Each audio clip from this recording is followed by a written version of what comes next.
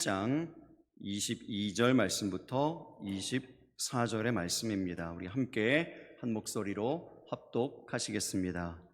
주 여호와께서 이같이 말씀하시되 내가 백향목 꼭대기에서 높은 가지를 꺾어다가 심으리라. 내가 그 높은 새 가지 끝에서 연한 가지를 꺾어 높고 우뚝 솟은 산에 심되 이스라엘 높은 산에 심으리니 그 가지가 무성하고 열매를 맺어서 아름다운 백향목이 될 것이요 각종 새가 그 아래에 깃들이며 그 가지 그늘에 살리라. 들의 모든 나무가 나 여호와는 높은 나무를 낮추고 낮은 나무를 높이며 푸른 나무를 말리고 마른 나무를 무성하게 하는 줄 알리라. 나 여호와는 말하고 이루느니라 하라. 아멘. 자리에 앉으시기 바랍니다. 주위에 계신 분들과 다시 한번 인사하겠습니다. 하나님의 환대를 경험하는 하루 되세요. 임형규 목사님이 쓴 대체 왜 나를 사랑하세요? 라는 책에 이런 이야기가 있습니다. 목사님 본인의 이야기입니다. 제 이야기가 아니고요. 그 목사님 이야기입니다. 이런 이야기를 하세요. 제 장점은 대답을 잘한다는 겁니다. 그러나 단점은 대답만 잘한다는 겁니다. 아내는 제가 말만 잘하는 것을 싫어합니다. 저는 대답을 잘합니다. 그러나 잘 움직이지 않습니다. 대답만 해놓고 시간을 법니다. 가령 예를 들면 이런 것이죠. 여보, 설거지 좀. 알았어, 당연하지. 여보, 집 청소 좀. 알았어, 당연하지. 여보, 아이들하고 놀아줬으면 좋겠는데. 알았어, 당연하지. 그리고는 핸드폰을 봅니다. 지금 이 순간 목사님이 우리 집 이야기를 하고 계시는구나 라고 생각하시는 분이 한 분도 없게 되기를 바랍니다. 이분이 이런 얘기도 했어요. 네. 성경에 보면은 하나님을 벗어나서 도망가는 사람들, 이 사람들이 어디까지 가는가에 대한 이야기가 성경에 많이 있다, 이런 얘기도 했습니다. 모세는 사고를 치고 광야로 도망하죠. 또 요나는 하나님의 사명을 피해서 배를 타고 다시스로 도망합니다. 바다로 뛰어들기까지 합니다. 베드로는 예수님을 부인하고 이전 직장인 갈릴리로 도망했습니다. 또 이 탕자는 폐륜을 저지르고 도망하죠.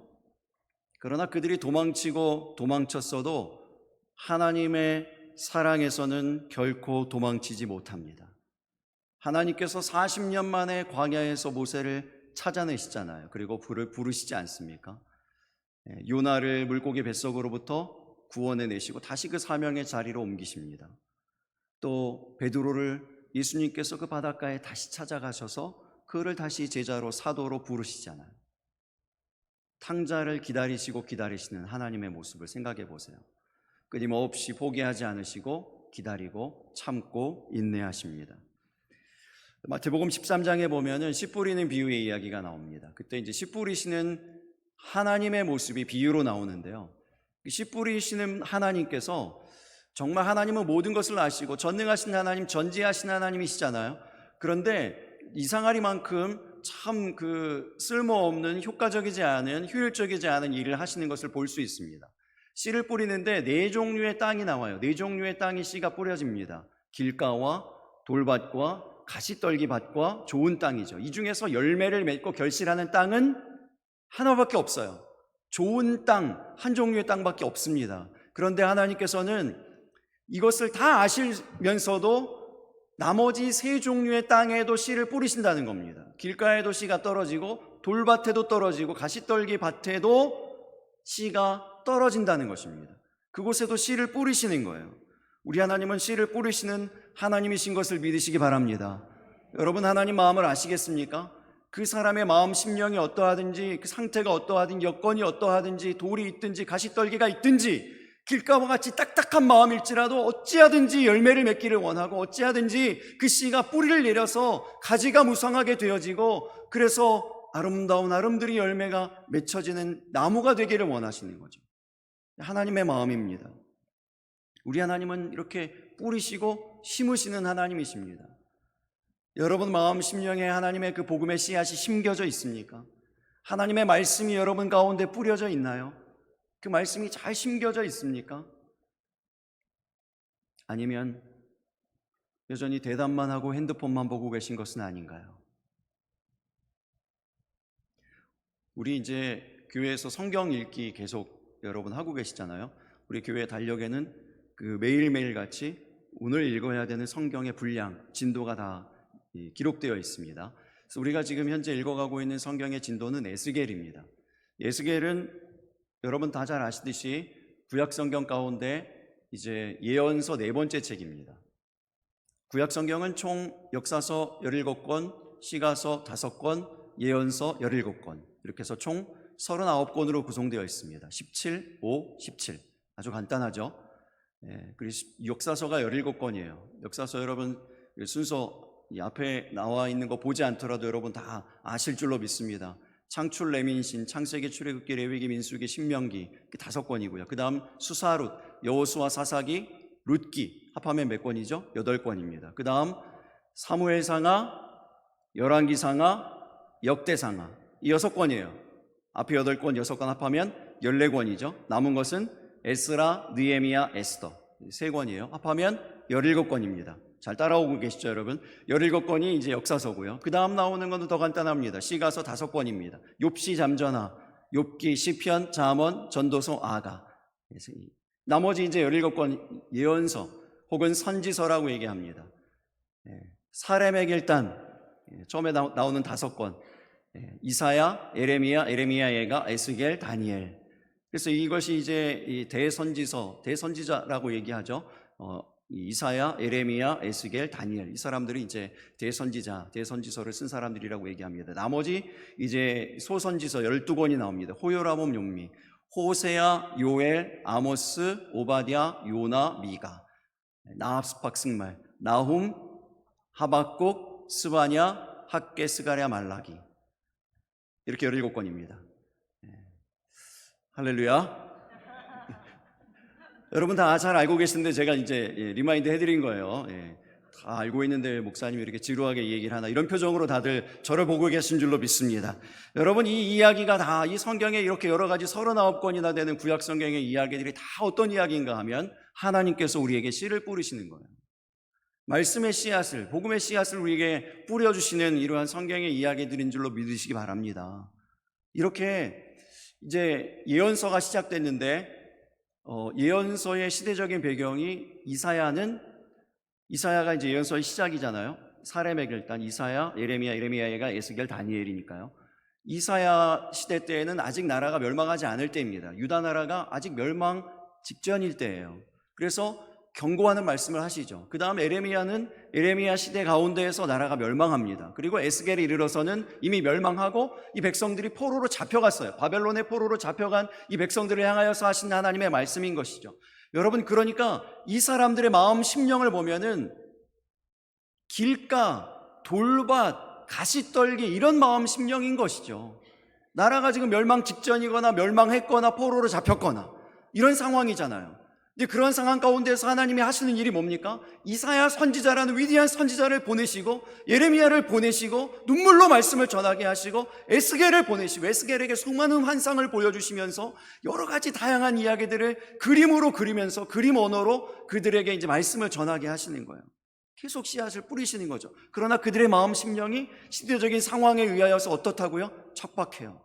길가와 같아요. 돌밭과 같아요. 가시떨기밭과 같은 그런 상황이에요. 결실이 없어요.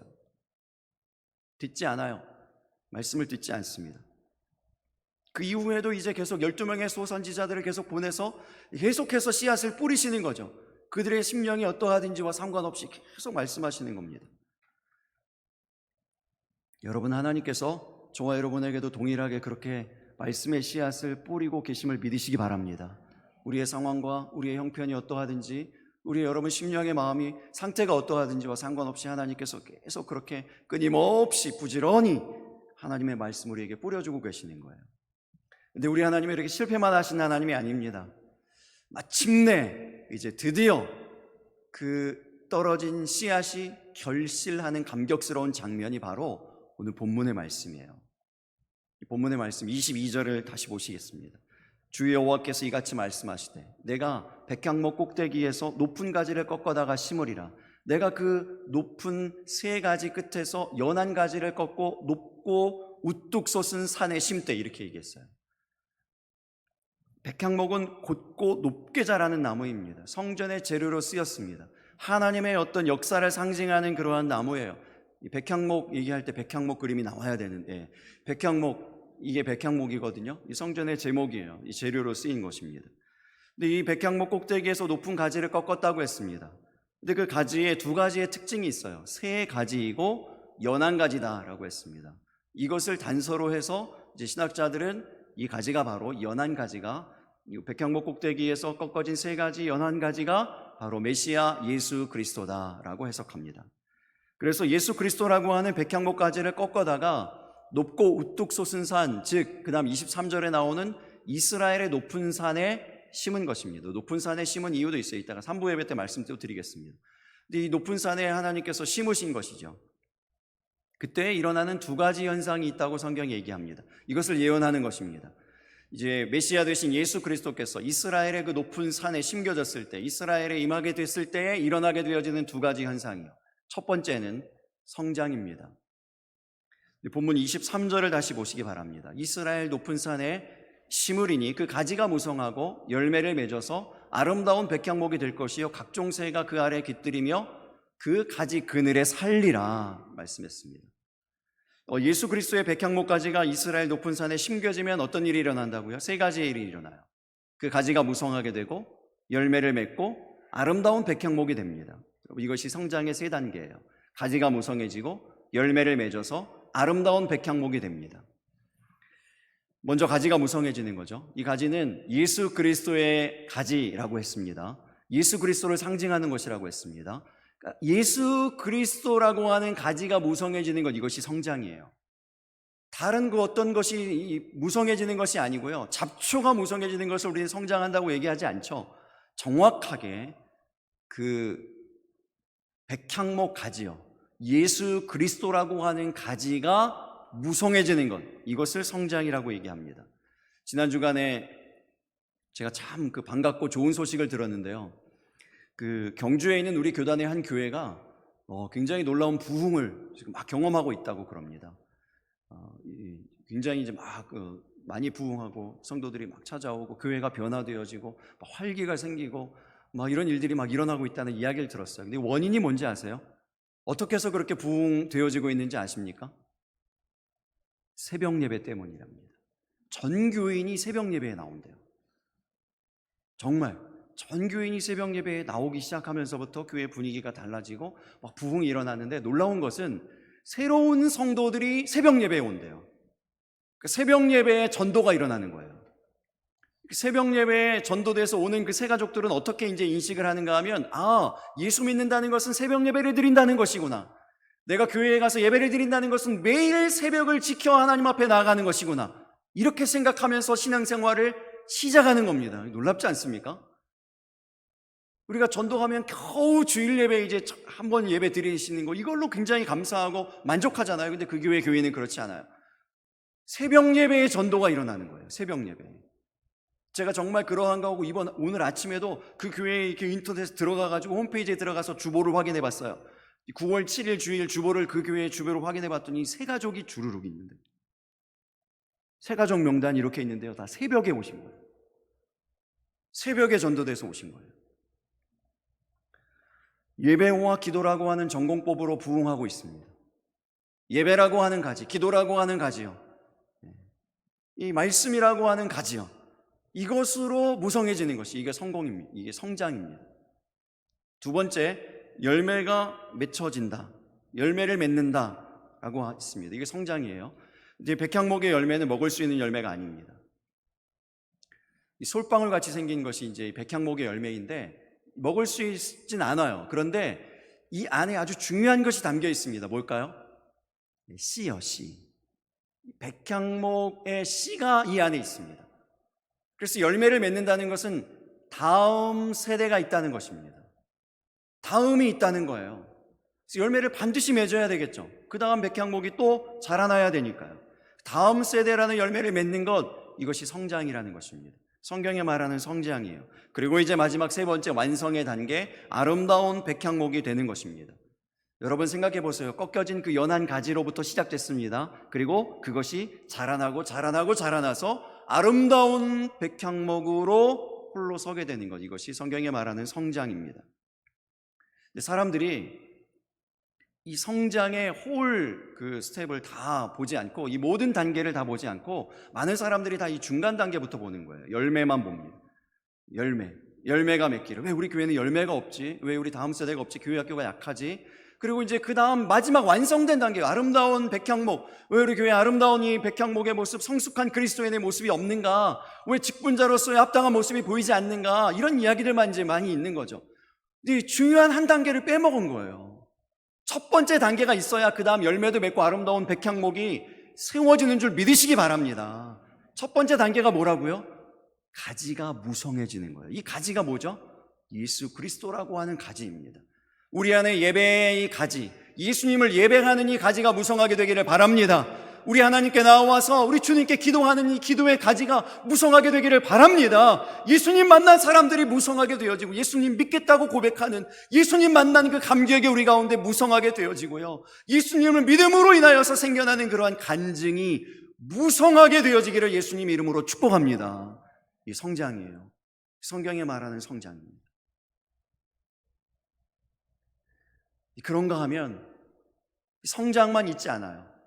동시에 이 백향목의 꼭대기에서 꺾은 그 새로운 가지, 연한 가지, 그것이 이스라엘의 높은 산에 심겨졌을 때 일어나는 현상, 성장만 있지 않고 동시에 또 다른 일이 일어난다고 얘기합니다. 두 번째 현상을 이렇게 이름 붙였어요. 정의입니다. 정의. 하나님의 정의가 이루어져요. 여러분, 그래서 교회가 성장하고 우리 이제 믿음이 성장하고 신앙이 성장할 때 반드시 이 가치를 생각할 수 있어야 돼요.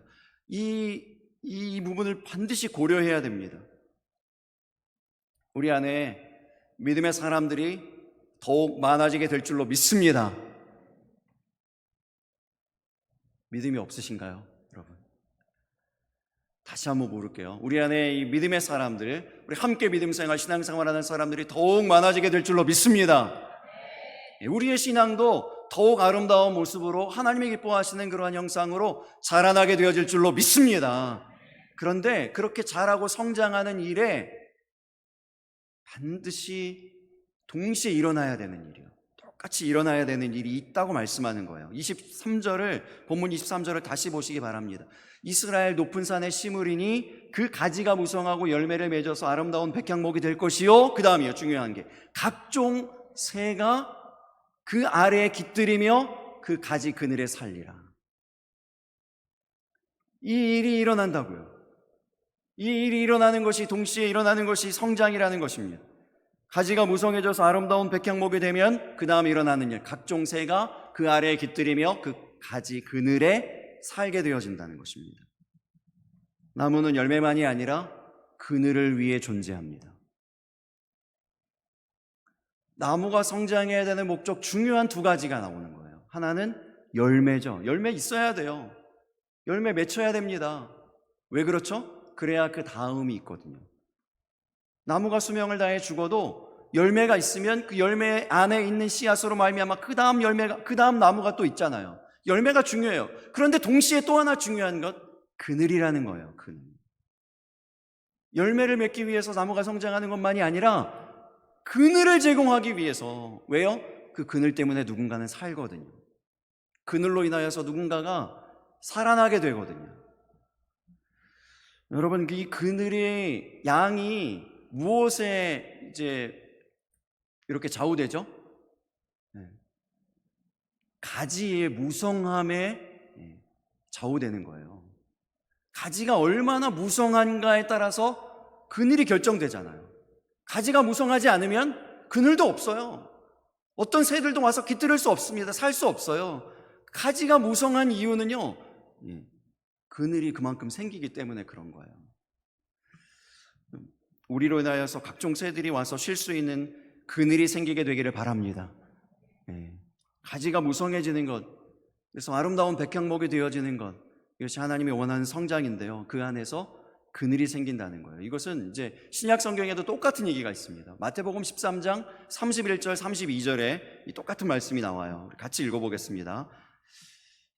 또 비유를 들어 이르시되 천국은 마치 사람이 자기 밭에 갖다 심은 겨자씨 한 알 같으니 이는 모든 씨보다 작은 것이로되 자란 후에는 풀보다 커서 나무가 되매 공중의 새들이 와서 그 가지에 깃들이느니라.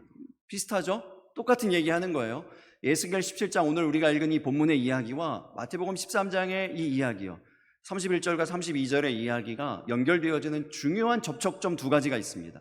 첫 번째는 새들의 패턴이 똑같아요. 새들의 패턴이 똑같아요. 하나님 나라에 항상 새들이 있습니다. 마태복음 13장에 나오는 이제 길가 비유, 길가와 돌밭과 가시밭에 이제 씨가 뿌려졌다고 그랬잖아요. 근데 그 길가에 떨어진 씨를 누가 와서 먹죠? 새들이 와서 먹어요. 이 새들이 그래요, 항상. 그리고 열심히 나무가 자라가지고 가지가 이렇게 무성하게 되면 그 그늘이 생기잖아요. 그 그늘에 와서 새들이 깃들여요. 이게 새들의 패턴이에요. 그리고 마태복음 6장 26절의 말씀에 보면 공중의 새를 보라. 심지도 않고 거두지도 않고 창고에 모아 들이지도 아니하되 너희 하늘 아버지께서 기르시나니 너희는 이것들보다 귀하지 아니하냐, 이렇게 말씀했어요. 그래서 이 새들의 특징이 뭐냐면 심지도 않고 거두지도 않고 창고에 모아 들이지도 않는데요. 뭐만 하는 겁니까? 소비만 해요. 누리기만 해요. 근데 그런데도 중요한 것은, 결정적인 것은 뭐냐면 하나님께서 그 다음에 너희 하늘 아버지께서 기르시나니 이렇게 나와요. 얄밉게도 그 그늘을 우리가 열심히 아름드리 나무가 돼가지고 그늘을 만들어 놓았는데, 그리고 또 우리를 위해서 하나님이 씨를 뿌리셨는데 와가지고 그냥 착착 쪼아먹기만 하고 그늘을 누리기만 하고 이러는 거, 소비만 하는 거예요. 소비만 하는 것처럼 보여요. 그런데 하나님의 태도는 뭐라고요? 하나님의 마음은 뭐라고요? 너희 하늘 아버지께서 기르시나니 이렇게 말씀하시는 거예요. 지난 우리 연합부흥회 때 참석률이 작년보다 좀 높았습니다. 더 많은 분들이 오셨어요. 여러 가지 연인이 있었겠지만 그 중에 하나가 경품이 있어요. 좋은 경품을 걸었습니다. 3일 연속으로 계속해서 다 출석하신 분들을 이제 이렇게 뽑아가지고 60명이었나요? 60명에게 이렇게 좋은, 정말 진짜 좋은 탭, 시계 이런 거 이제 경품을 딱 이제 드렸는데, 그 소요 예산이 어디로부터 왔는가 여러분에게 처음 말씀드려요. 사실은 우리 교회를 포함한 4개의 교회가 돈을 모았습니다. 그 4개의 교회가 그 경품을 마련하기 위해서 후원금을 모아가지고 경품을 산 거예요. 우리 조금이라도 더 많은 분들이 와서 은혜 받았으면 좋겠다는 마음으로 그렇게 이제 산 겁니다. 근데 그러니까 그 연합부흥회의 그 경품에 있어서 우리 교회가 많은 돈을 들였잖아요. 그 결과는 어떨까요? 텀블러 하나 받았어요. 60명 선발했는데 60명 뽑았는데요. 그리고 거기 좋은 그 경품들도 많은데요. 우리가 돈 많이 냈다니까요, 거기에. 근데 텀블러 하나 받았어요. 정말 감사한데, 이것도 경품으로 뽑았는데, 이렇게 추첨해서 뽑았는데 정말 이제 필요한 교회들에게 갔어요. 정말 간절하게 원하는 그러한 교회들에게, 미래자립 교회들, 이런 교회들에게 이런 경품들이 골고루 갔습니다. 이것도 하나님의 은혜죠. 그래서 이분들이 얼마나 고마워하는지 몰라요. 얼마나 막 즐거워 기뻐하고 나가면서 다 그래요. 내년에도 또 해요. 내년에도 뭐 하자는 겁니까? 내년에도 우리는 또 돈만 딱 내고 우리 텀블러 하나 받고. 이거로 끝이 아니에요. 우리 목사님 사모님들 이렇게 더위에 힘드신데 모셔가지고 목회자 세미나 할 때 저희가 또 권사님들 다 평일에 오전에 나오셔가지고 음식 장만해서 정성스럽게 음식 만들어가지고 대접을 다 이렇게 해드렸어요. 그때가 언제인가 하면요, 우리 교회에서 친교도 안 할 때예요. 우리 교회 성도들을 위해서 점심 친교도, 음식도 장만 안 할 때, 그 더운데 땀 흘리면서 목사님 사모님들 모시고 우리가 식사를 대접해드려요. 우리 다른 교회에 예쁜 간판 바꿔드렸잖아요. 간판 우리 그래서 가서 같이 예배드렸잖아요. 너무 멋지게 잘 됐지 않았습니까? 그 간판 보고 전도돼가지고 교회 나오신 분이 계시답니다. 실제로. 그런 일이 이제 그렇게 했잖아요. 우리 교회 간판 제가 지지난주였는데 충격적인 말을 들었는데요. 이 지역에 처음 오신 어떤 목사님이 지나다가 우리 교회를 봤는데 목욕탕인 줄 알았대요. 제가 충격을 받았어요. 아니, 그래서 이게 오래된 이 간판도 우리 못 바꾸고 다른 교회 간판 바꿔주고 있어요, 우리가. 그러니까 얼마 전에 이 지역에 있는 어떤 기관에 음향 장비가 노후하다고 20년 됐다고 노후했다고 바꿔야 된다 그래가지고 우리가 얼마나 마음을 다해가지고 여러분들 막 헌금해가지고 모아가지고 후원했지 않습니까? 우리 교회 방송 장비를 지난주에 위미션이라고 하는 선교단체에서 와가지고 한번 점검을 싹 해주고 또 손봐줄 때 손봐주고 그렇게 갔는데 가면서 이렇게 한마디 했대요. 우리 목사님 굉장히 힘드셨겠네요. 여러분 무슨 얘기인지 아세요? 이렇게 좀 음향이 이렇게 좀 잘 이렇게 뒷받침해주고 이렇게 모니터도 잘 나오고 이래야지 좀 얘기할 때 힘이 좀 덜 드는데 굉장히 목사님이 힘드셨겠는데요. 이 얘기 한마디 하고 가는 거예요. 뭐 어떻게 하라고요? 어떻게 하라고? 네, 저는 별로 안 힘들어요. 여러분 걱정하지 마세요. 익숙해져서 그런지 괜찮습니다. 하나님이 기르시는 공중의 새들, 이게 조금이라도 그늘이 되었다면 그것으로 되었습니다. 우리 좀 노후한 간판이 있고 우리가 텀블러 하나밖에 못 받고 이럴지라도 하나님이 기르시는 그 공중의 새들, 그 누군가에게 그늘이 되었다면 그것으로 되었습니다. 우리 하나님께서 어쩌면 우리의 그러한 모습을 보면서 조금은 흐뭇해하지 않으실까요? 고맙다라고 하지 않으실까요? 또 하나 있는데요. 에스겔 17장과 마태복음 13장이 연결되는 접촉점, 또 한 가지 접촉점이 있는데 마태복음 13장에는 모든 씨보다 작은 겨자씨가 나옵니다. 에스겔 17장에는 연한 가지라고 했어요. 연한 가지. 예수님은 아기로 오셨습니다. 구유에 태어나셨어요. 가난한 마을 목수의 아들로 자라셨습니다. 여러분, 우리의 시작점이 어디인지를 늘 잊지 마시기 바랍니다. 겨자씨 하나일 만한 아주 작은 믿음의 고백으로 우리의 신앙이 출발되었어요. 하나님께 내어민 그 작은 손 내민 그거 하나로 우리가 신앙생활 출발했잖아요.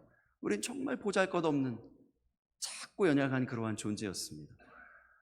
그렇게 우리의 신앙이 출발했다는 것을 기억하고 여러분 24절을 우리가 그래서 중요하게 여겨야 돼요. 오늘 본문 24절 다시 보시기 바랍니다. 들의 모든 나무가 나 여호와는 높은 나무를 낮추고 낮은 나무를 높이며 푸른 나무를 말리고 마른 나무를 무성하게 하는 줄 알리라. 나 여호와는 말하고 이루느니라 하라. 이렇게 말씀하시는 거예요. 그래서 우리가 조금 높은 나무, 푸른 나무 쪽으로 간다 하면요, 어느 방향을 우리가 이제 기억해야 되는가 하면, 어떤 가치를 생각해야 되는가 하면 낮아지는 곳을 생각해야 돼요.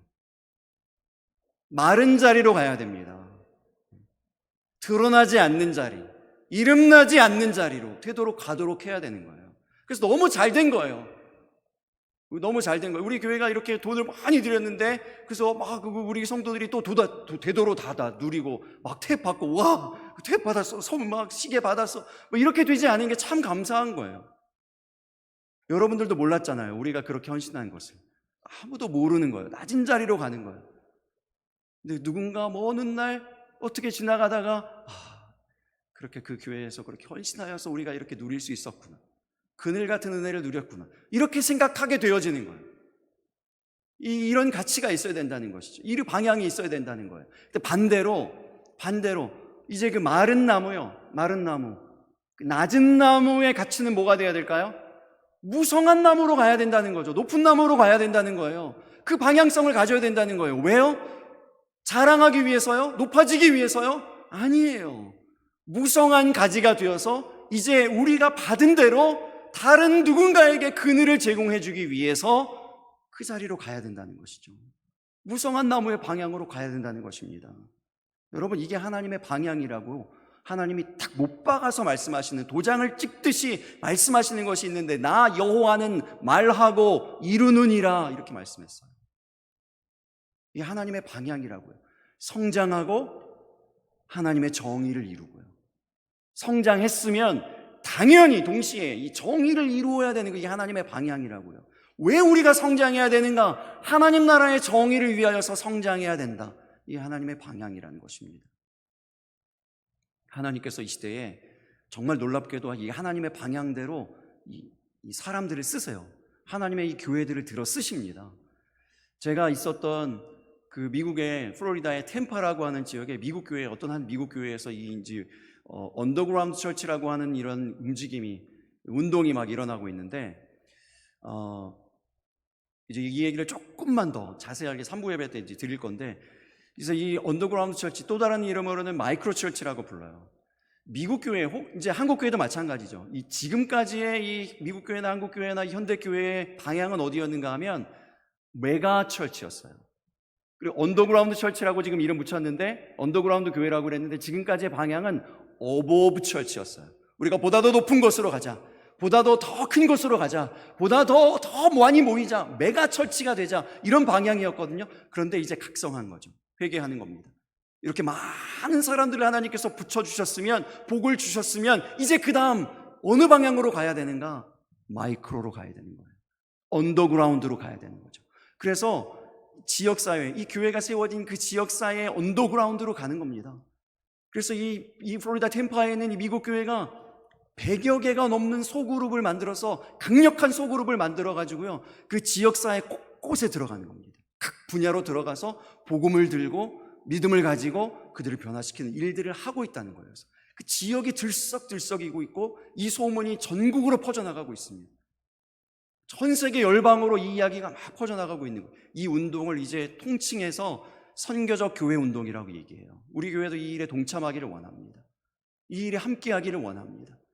마이크로 처치요, 언더그라운드 처치요, 낮은 곳으로 가는 거예요. 교회가 성장하면 성장할수록 지역사회가 더 많이 변화되고, 지역에 있는 어려운 부분들이 더 나아지고요, 살아나게 되어지고요, 그들에게 더 많은 그늘이 제공되어지는 이런 일들이요. 이런 일들이 우리 교회 가운데 일어나게 되기를 바랍니다. 교회가 이 방향성을 잃으면 안 돼요. 그냥 높아지기만 하고 푸르러지기만 하면 안 됩니다. 하나님께서 그것을 낮추라고, 낮아지라고 하시는 거예요. 강원도에 아주 작지만 꽤 이름난 기도원이 있습니다. 그곳을 만든 분이 유명해요. 그래서 아주 헌신된 삶을 살다가 가신 분입니다.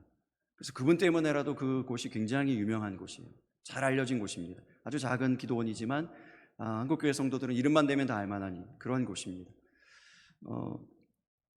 유명세로 인해서 이제 사람들이 많이 찾죠. 많이 가는 곳입니다.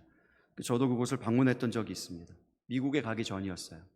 미국에 간다는 것은 여러분, 제가 그때 나이가 이제 32, 33 이때쯤이었는데, 이제 30여 년이 넘는 생활을 보냈던 이 한국 생활을 다 정리하고 이제 아내와 딸을 데리고 이제 모든 삶을 정리하고 미국으로 옮겨 간다는 것은 이건 굉장한 용기가 필요한 일입니다. 생각보다 그래요. 그래서 이 마지막 순간이 됐는데, 이제 떠나가야 될 순간이 됐는데도 여전히 마음에는 계속 혼란스러움이 있어요. 계속 뭔가 두렵습니다. 솔직히 얘기해서 무서웠어요. 어떤 일이 벌어질까? 어떻게 되어질까? 내 인생이 어떻게 펼쳐지게 될까?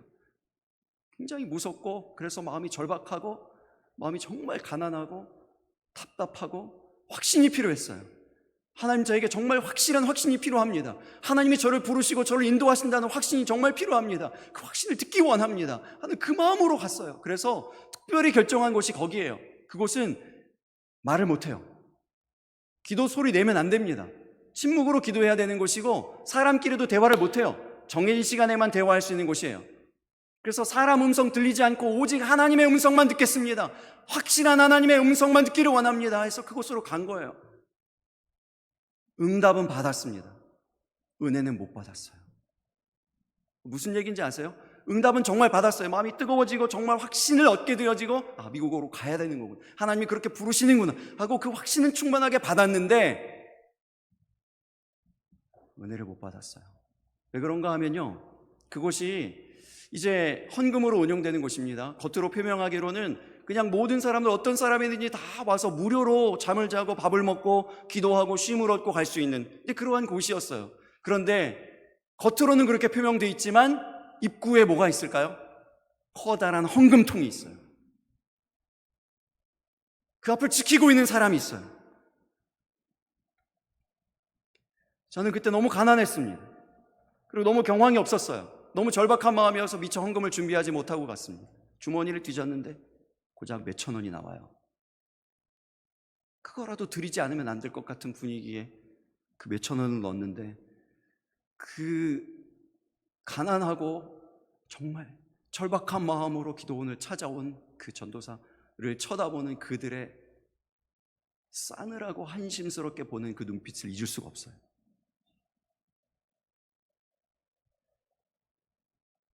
너무 부끄럽고 너무 창피하고 미안했습니다. 죄송하지만 그곳에 다시 가고 싶지는 않아요. 여러분, 우리가 이루고 있는 이 공동체는 어떤 곳입니까?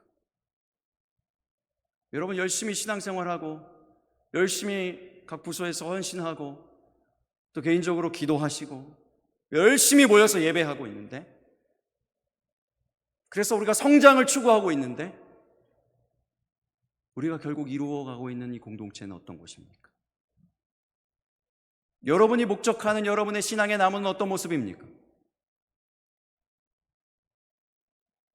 각종 새들이라고 했어요. 각종 새들이에요. 어떠한 사연, 각종 여러 가지 다른 어떤 사연과 어떤 형편, 어떤 마음으로 왔다 할지라도 그 새들이 와서 깃들일 수 있는 그 그늘이 우리 가운데 있나요? 그 모든 사람들을 품을 수 있는 그릇이 우리 가운데 있나요?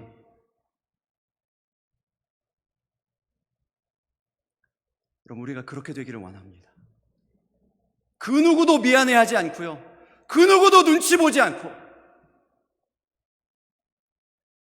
그 누구도 부끄러워하지 않고, 각종 새들을 품을 수 있는, 각종 새들이 와서 깃들일 수 있는, 그늘을 얻을 수 있는 그러한 교회, 그러한 백향목 그늘이 되어지는 저와 여러분, 우리 교회가 되기를 예수님 이름으로 축복합니다.